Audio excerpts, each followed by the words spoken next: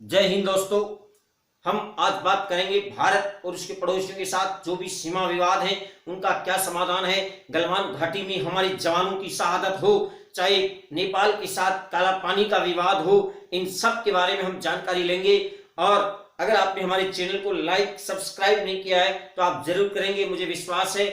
दोस्तों, सबसे पहले हम बात कर रहे हैं किसकी?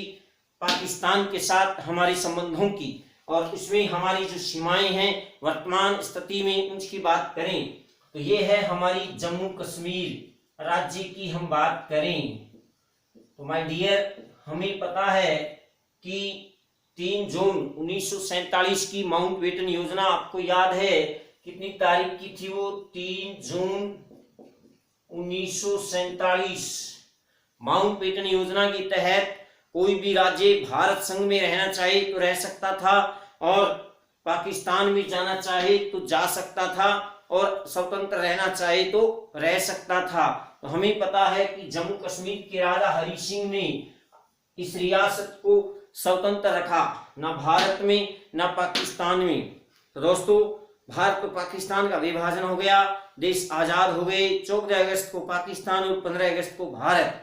उसके बाद हमें पता है कि यहाँ महाराजा हरि सिंह जम्मू कश्मीर रियासत के राजा थे। इन पर 20 अक्टूबर 1947 को पाकिस्तान ने आक्रमण कर दिया।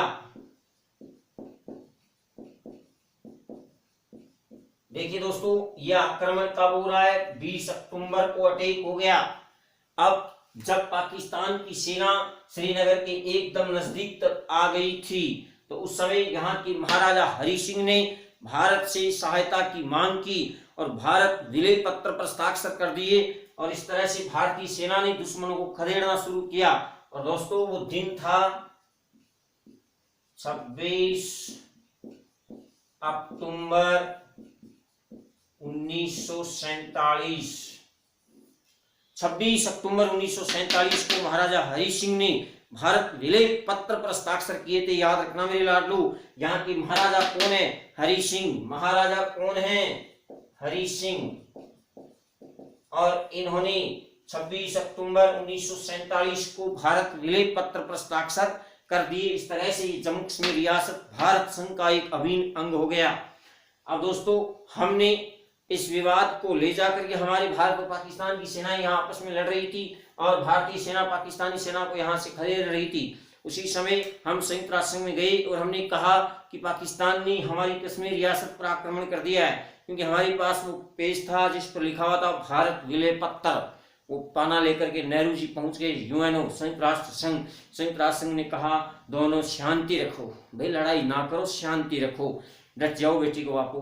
तो विशेषतया दोनों देशों ने युद्ध विराम कर दिया, और संयुक्त राष्ट्र संघ ने कहा कि आप यहाँ जनमत संग्रह करवाएं, और यूएनओ के देखरेख में इस रियासत में जनमत संग्रह होगा, और यहाँ की जनता जो चाहेगी वैसा ही होगा।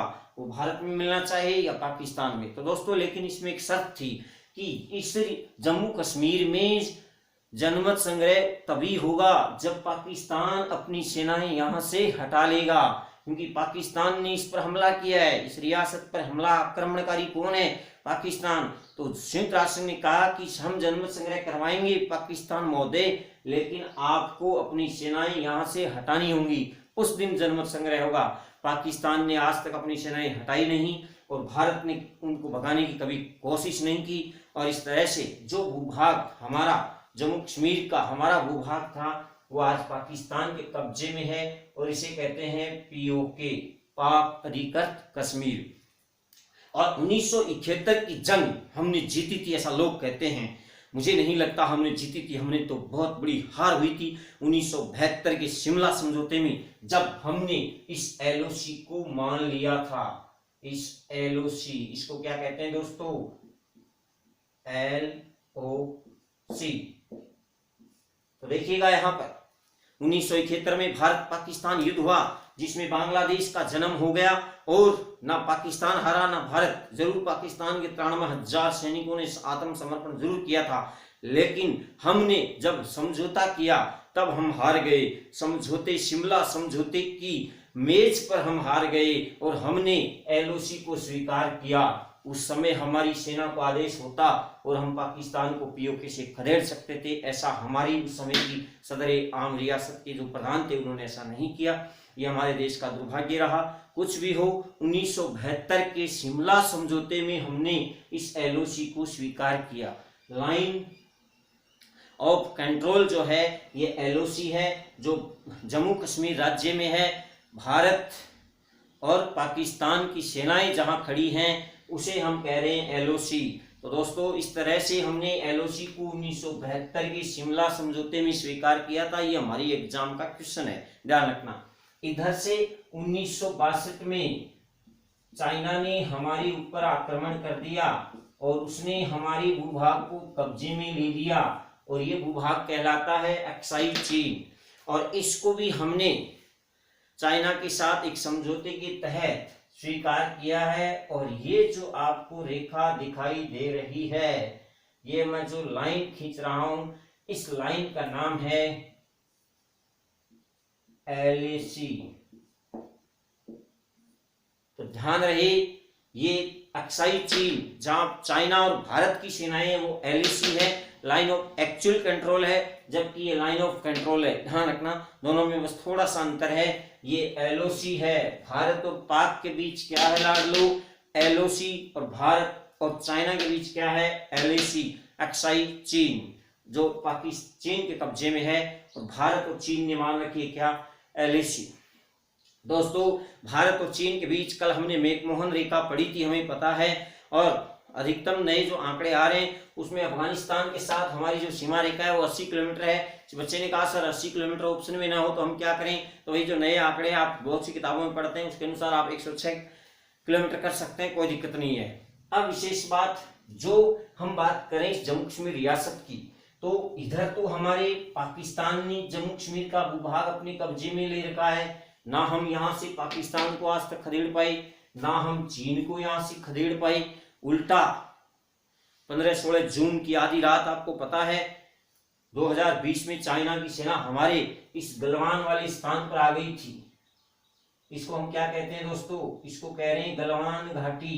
ये जो जगह मैं आपको दिखा रहा हूं इस जगह का नाम है गलवान घाटी, गलवान घाटी। दोस्तों यहां पर आपको पता है 2020 में चाइना और भारत के सैनिकों की झड़प हुई थी। इसको मैं थोड़ा सा आपको यहां खोल के दिखा देता हूं नीचे, तो ध्यान से देखिए क्या है कि यहां पर हमने लेह से एक सड़क बनाई है और ये सड़क जाती है हमारी दौलत बेग ओल्डी तक। ये हमारी अंतिम पोस्ट है, ये हमारी दौलत बेग ओल्डी अंतिम पोस्ट है। और इस लेह से ये हमने सड़क बना रखी है जो आपको दिखाई दे रही है, ये दौलत बेग ओल्डी तक ये सड़क जा रही है। ये देखिए ध्यान से, यहाँ पर ये लेह लद्दाख की राजधानी है, लद्दाख की राजधानी, और इस लेह से हमने ये सड़क बना रखी है। और ये जो हमारा स्थान है ये है दौलत बेग ओल्डी।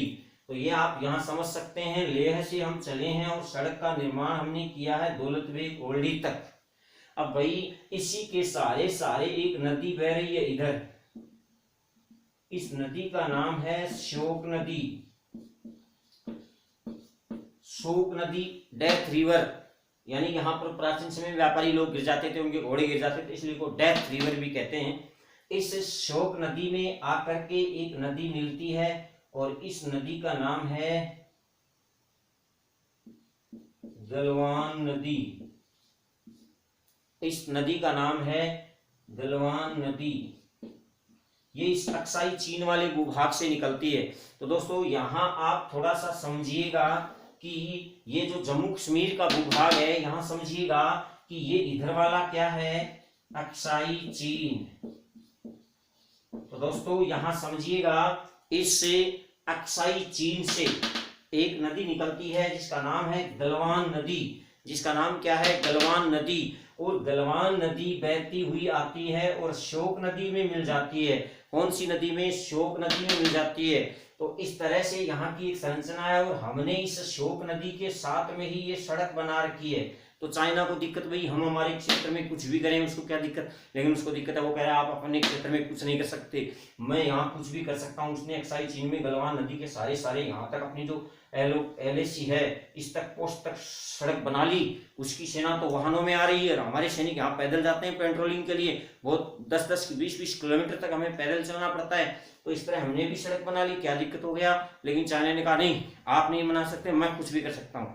हमारे भूभाग में अक्साई चीन हमारा भूभाग है, हमारे भूभाग में चाइना कुछ भी कर रहा है और हम हमारे भूभाग में कर रहे हैं तो भी नहीं करने दे रहा, वो भी हमारे वाले में कर रहा है, लेकिन वो उसके कब्जे में भी, तो उसके कब्जे में है तो वो अपने कब्जे में कुछ भी करे, लेकिन हम हमारे कब्जे में कुछ भी करें उसको क्या दिक्कत है। तो दोस्तों मेरे ख्याल से ये चीज आपके समझ में आई होगी कि इस लेह से हमने ये जो सड़क बनाई है, ये ही सड़क मैं आपको यहाँ दिखा रहा हूँ। ये सड़क है लेह से दौलत बेग ओल्डी तक, ये सड़क है लेह से दौलत बेग ओल्डी तक, और इसी सड़क के सारे यहाँ पर एक नदी बह रही है और इस नदी का नाम है श्योक नदी। और इसी श्योक नदी में अक्साई चीन से बहते हुए आती है एक नदी जिसका नाम है गलवान नदी। तो इस तरह से यहाँ पर कुछ ऊंची ऊंची पहाड़ियां हैं और उन पहाड़ियों के बीच से होकर गलवान नदी बहती है। तो ऊंची पहाड़ियां और बीच में एक तंग दर्रा, इसलिए उसको कहते हैं गलवान घाटी, और उसी में हुई थी झड़प, क्योंकि ये एकदम यहाँ पर जो LAC है, LAC line of actual control है, उसी LAC पर ही है ये यहाँ पर घाटी। तो चाइना हमारे वाले तक अंदर तक आने की कोशिश कर रहा है। तो आपको कुछ समझ में आया ये गलवान घाटी का मामला 15-16 जून, जिसमें हमारे 22 जवानों की शहादत हुई थी। आपको पता है देश के वीर जवानों ने हमारे देश के लिए शहादत दी थी गलवान घाटी में। तो ये मेरे ख्याल से आपको कुछ समझ में आया कि गलवान नदी है, कौन सी नदी है, गलवान नदी है, किस नदी में मिल रही है, श्योक नदी में मिल रही है। और श्योक नदी के सारे हमने लेह से दौलत बेग ओल्डी तक सड़क बनाई है, इसलिए चीन को दिक्कत हुई। और उसने यहाँ पर जो गलवान नदी श्योक नदी में मिलती है उससे बहुत पहले 8-10 किलोमीटर पहले घाटियां हैं, वहीं पर ये LAC है। देखो आप इतनी दूर है, ये आपको LAC दिखाई दे रही है, मैं आपको दिखा रहा हूँ लाइन ऑफ एक्चुअल कंट्रोल। ये अब आप देखिए, ये है हमारी क्या LAC। तो LAC तो ये है दोस्तों, LAC ये दिख रही है आपको LAC, इधर ये बह रही है कौन सी नदी, श्योक नदी, और ये हमने बना ली सड़क। तो पहला पॉइंट तो क्या है, आप पॉइंट से समझो। पहला पॉइंट है हमारी ये सड़क, दूसरी पॉइंट है ये गलवान नदी, सॉरी श्योक नदी, और तीसरा पॉइंट है ये LAC, तीसरा पॉइंट है LAC। और इस दूसरे पॉइंट यानी श्योक नदी में आके मिलती है कौन सी, गलवान नदी। और जो गलवान नदी कुछ तंग धाराओं से बहती हुई निकलती है, ऊंचे ऊंचे वहां पहाड़ हैं, और वहीं पर ये गलवान घाटी है, वहीं पर हमारे 22 जवानों ने मातृभूमि के लिए सर्वोच्च बलिदान दिया था।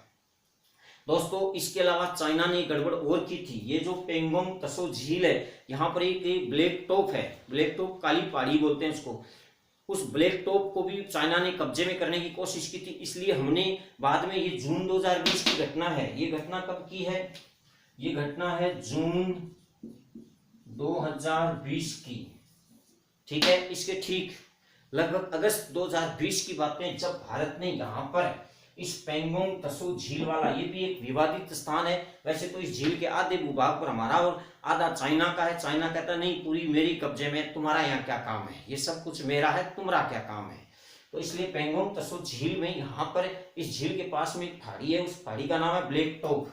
उस पहाड़ी का नाम क्या है दोस्तों, उस पहाड़ी का नाम है ब्लैक टॉप।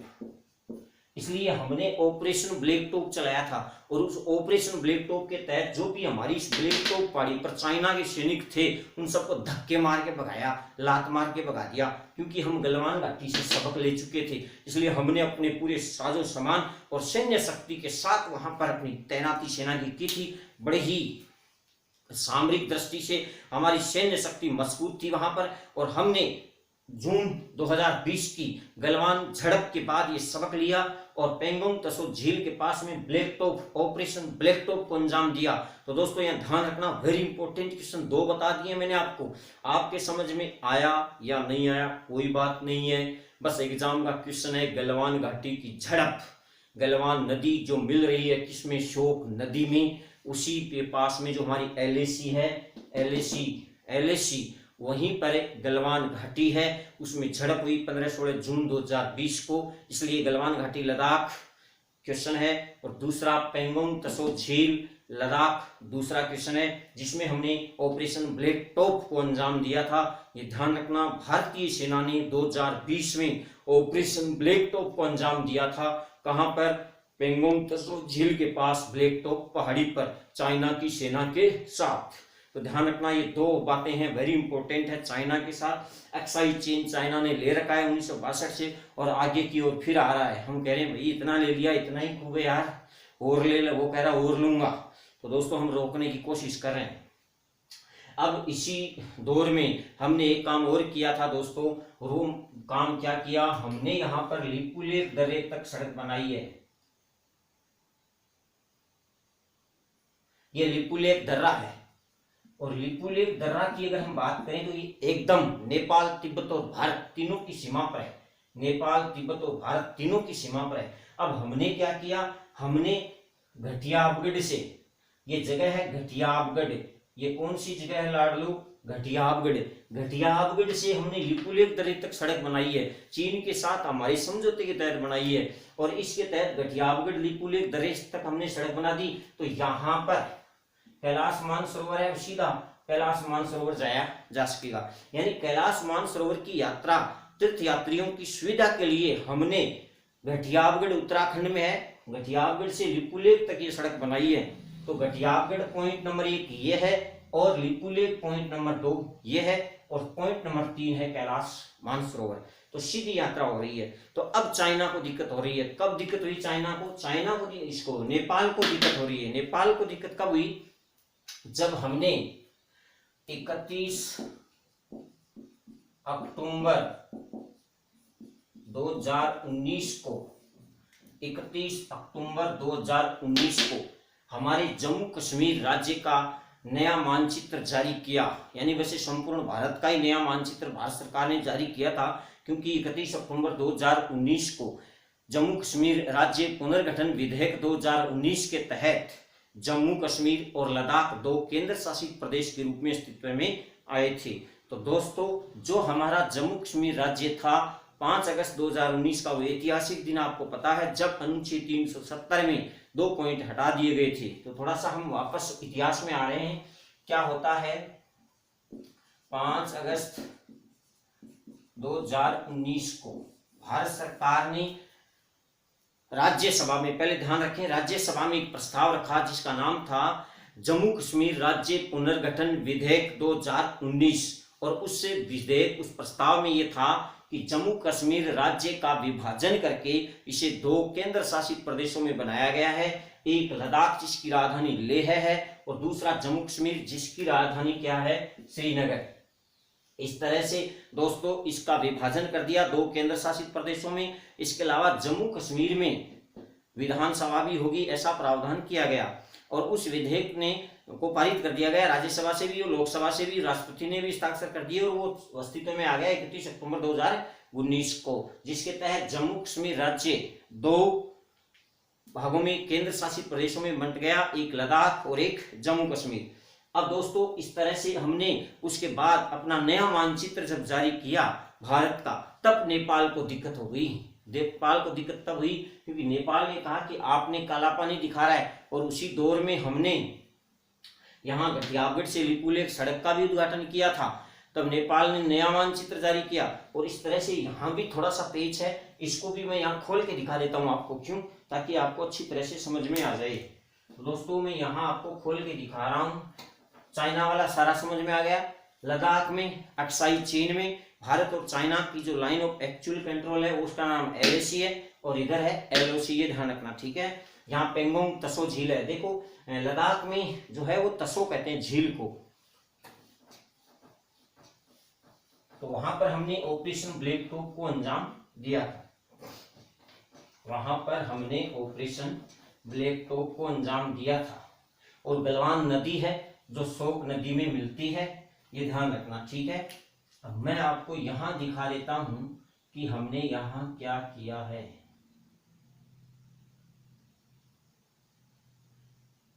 दोस्तों ये हमारा पड़ोसी है नेपाल, ठीक है। इधर यहाँ है लिपुलेख। ये जो पॉइंट है इस पॉइंट का नाम है लिपुलेख दर्रा। और इसके आगे यहां पर है दोस्तों तिब्बत में कैलाश मानसरोवर। ठीक है, ये तिब्बत है। ये जगह कौन सी है? तिब्बत, चीन। यहां से लिपुलेख दर्रे से लोग जाते हैं यहां कैलाश मानसरोवर की यात्रा पर।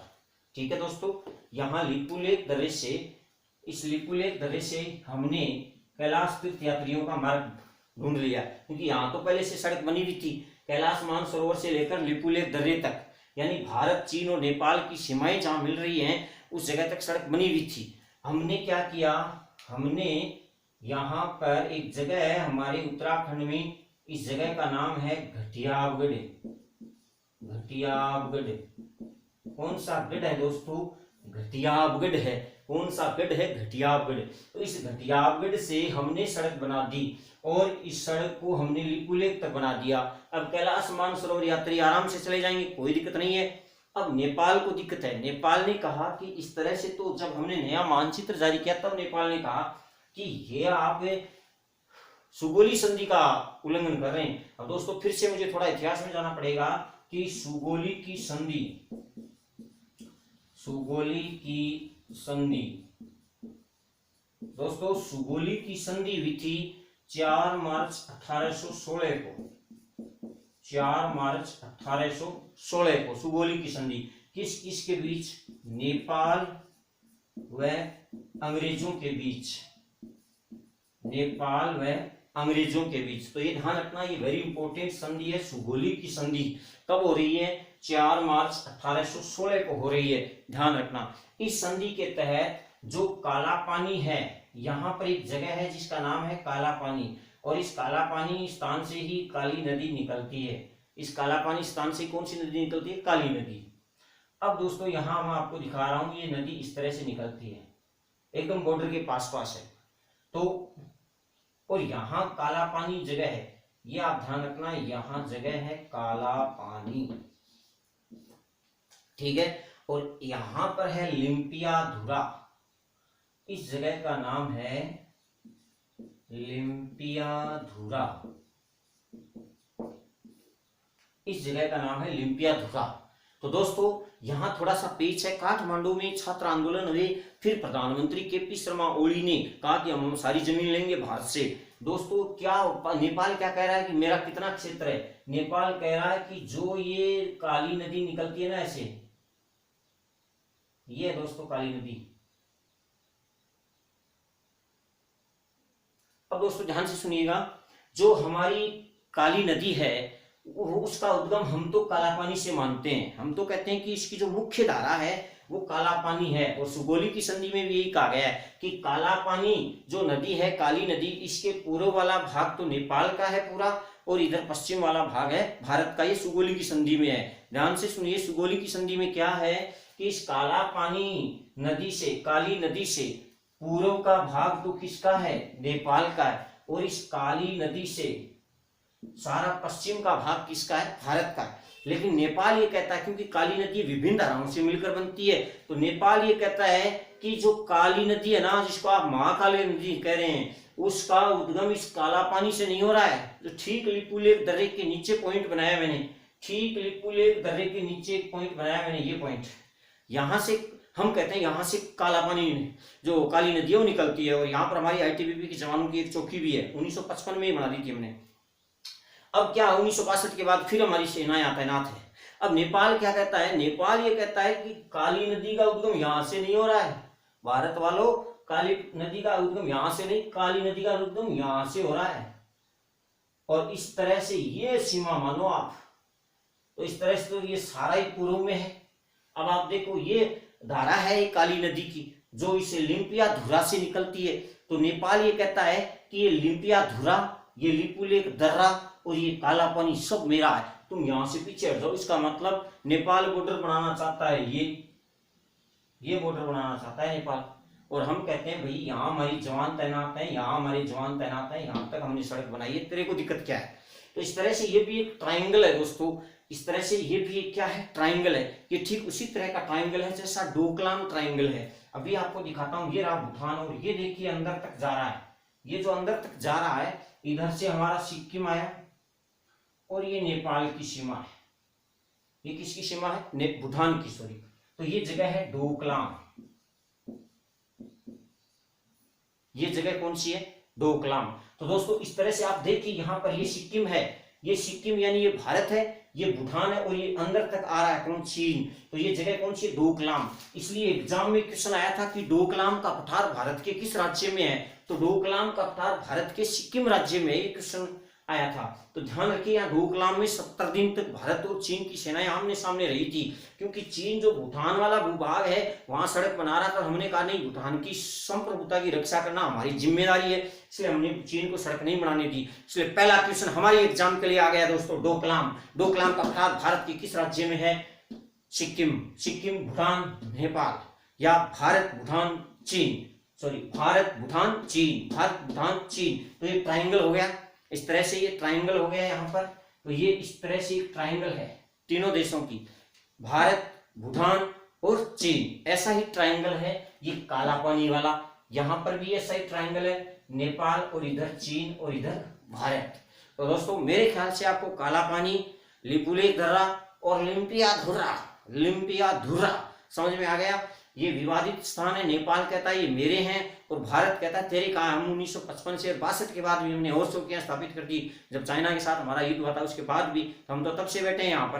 तो दोस्तों यहाँ समझ में आया होगा आपको कि जो काली नदी लिपुलेख दर्रे के ठीक नीचे से निकलती है, वहां से हम मानते हैं कि ये काली नदी की मुख्य धारा है और यहाँ महाकाली का मंदिर भी बना हुआ है और यहीं पर ITBP के जवान उस मंदिर में पूजा करते हैं। तो दोस्तों यहाँ से ये जो नदी निकल रही है ये मुख्य धारा हम मानते हैं, भारत मानता है और नेपाल कहता है ये जो धारा आ रही है ये धारा मुख्य धारा है।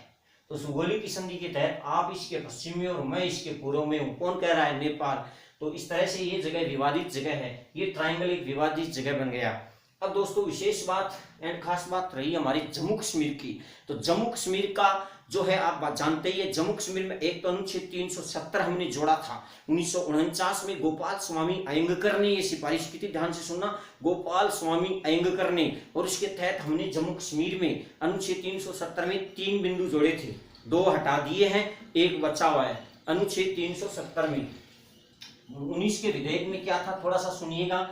यहाँ पर जो हमारा भाग 21 में अनुच्छेद 370 है उसका फर्स्ट भाग ये अभी बकाया है, ये नहीं हटा है। तो ध्यान रहे 370 भारत सरकार ने हटाया नहीं है, वेरी इंपॉर्टेंट है। 370 फर्स्ट में ये लिखा हुआ है कि जम्मू कश्मीर भारत का एक अभिन्न अंग है, तो इसको हटा थोड़ी सकती है भारत सरकार। बाकी 2 और 3 जो थे जिसमें 2 झंडे थे, 2 हरी नागरिकताएं थी, वो सब हटा दिए कि वहां की विधानसभा की मंजूरी के बाद ही भारत सरकार के द्वारा लागू किए गए कानून वहां लागू होंगे। वो सारी चीजें जो अनुच्छेद 370 में, अनुच्छेद 370(2) और 370(3),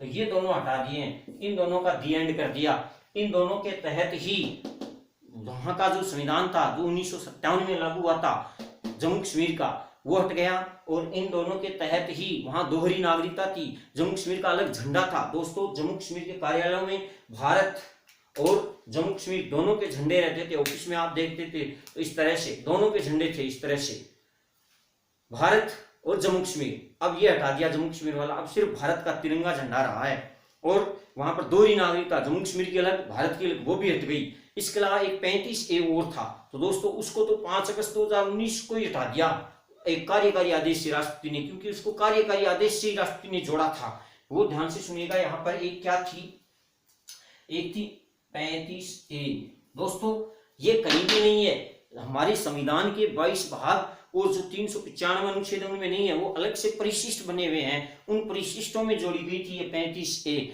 कब, 14 मई 1954 को राष्ट्रपति ने कार्यकारी आदेश से जोड़ा था इस 35A को, इस 35A को, ठीक है। ये स्थायी निवासी को परिभाषित कर रही थी। और दूसरा, जम्मू कश्मीर की महिला अगर जम्मू कश्मीर के व्यक्ति से विवाह करती है तब तो वो वहीं सारी संपत्ति के अधिकार है, लेकिन अगर भारत के किसी भी राज्य के पुरुष से विवाह करती है तो वो जम्मू कश्मीर की संपत्ति से हक खो देती थी। यानी एक लिंग भेदभाव था कि पुरुष, जम्मू कश्मीर का पुरुष तो कहीं से भी विवाह करके ले आओ, कोई दिक्कत नहीं है, संपत्ति में भागीदार है, लेकिन अगर जम्मू कश्मीर की महिला ने किसी भारत के अन्य राज्य के पुरुष से विवाह कर लिया तो वो महिला जम्मू कश्मीर की नागरिकता उस संपत्ति से हक खो देगी। तो इस तरह से एक लिंग भेदभाव वाला और जम्मू कश्मीर के स्थायी नागरिकों को परिभाषित करने वाली एक धारा थी, वो थी धारा 35A। ठीक है, यह आर्टिकल था और ये एक धारा थी 35A। इस 35A को दोस्तों राष्ट्रपति डॉक्टर राजेंद्र प्रसाद ने, महामहिम डॉक्टर राजेंद्र प्रसाद ने 14 मई 1954 को जोड़ा था और अगस्त 2019 में राष्ट्रपति रामनाथ कोविंद ने कार्यकारी आदेश से इसको हटा दिया, क्योंकि इसको कार्यकारी आदेश से जोड़ा था और कार्यकारी आदेश से हटा दिया। इसके अलावा संविधान में संशोधन करके अनुच्छेद 370 के 2 और 3 इन दोनों पार्टों को हटा दिया और अनुच्छेद 370 फर्स्ट एक ये है, इसमें लिखा हुआ है कि जम्मू कश्मीर भारत का एक अभिन्न अंग है। इस तरह से वहां पर दोहरी नागरिकता समाप्त हो गई, दोहरे निशान समाप्त हो गए और इस तरह से कोई भी भारत के राज्य का नागरिक वहां पर जमीन खरीद सकता है। और इसके अलावा यहाँ पर जम्मू कश्मीर को 2 केंद्र शासित प्रदेशों में विभाजित कर दिया गया। अब दोस्तों यहाँ पर परिसीमन हो रहा है, भारत सरकार हाल ही में कुछ कंपनियां जम्मू कश्मीर में तैनात कर रही है, आपको पता है ना। तो यहाँ पर परिसीमन हो रहा है, डिलिमिटेशन हो रहा है। परिसीमन का मतलब है डिलिमिटेशन। इसके तहत विधानसभा की और जो लोकसभा की सीटें हैं उनका परिसीमन किया जाएगा, तो वहां पर सीटें बढ़ भी सकती हैं। तो इस तरह से माय डियर जम्मू कश्मीर सबसे ज्यादा चर्चा में है। जम्मू कश्मीर से अनुच्छेद 370 हटा, उसके बाद यहाँ पर उपराज्यपाल आए जम्मू कश्मीर में। जम्मू कश्मीर की राजधानी श्रीनगर है जबकि लद्दाख की राजधानी लेह है। तो हमारे भारत के भूगोल में हम बात कर रहे हैं कि हमारे कुछ पड़ोसियों के साथ ये विवाद थे। मेरे ख्याल से आपको ये समझ में आएंगे। एक बार वीडियो को आप फिर देखेंगे तो आपको लिपुलेख, लिम्पिया, धुर्रा और काला पानी जो नेपाल के साथ विवाद है वो भी समझ में आएगा। डोकलाम जो भूटान, भारत और चाइना के बीच है सिक्किम में, वो भी समझ में आएगा। और गलवान घाटी और पेंगोंग तसो झील भी आपको समझ में आएगी। और अगली कड़ी में हम बात करेंगे हमारे भारत के भौतिक प्रदेशों की, क्योंकि हमें पता है कि भारत में जो राज्य हैं वो कितने हैं, 29वां राज्य बना था तेलंगाना। तेलंगाना 29वां राज्य बना था। इसकी बात हम अगले एपिसोड में करेंगे। धन्यवाद।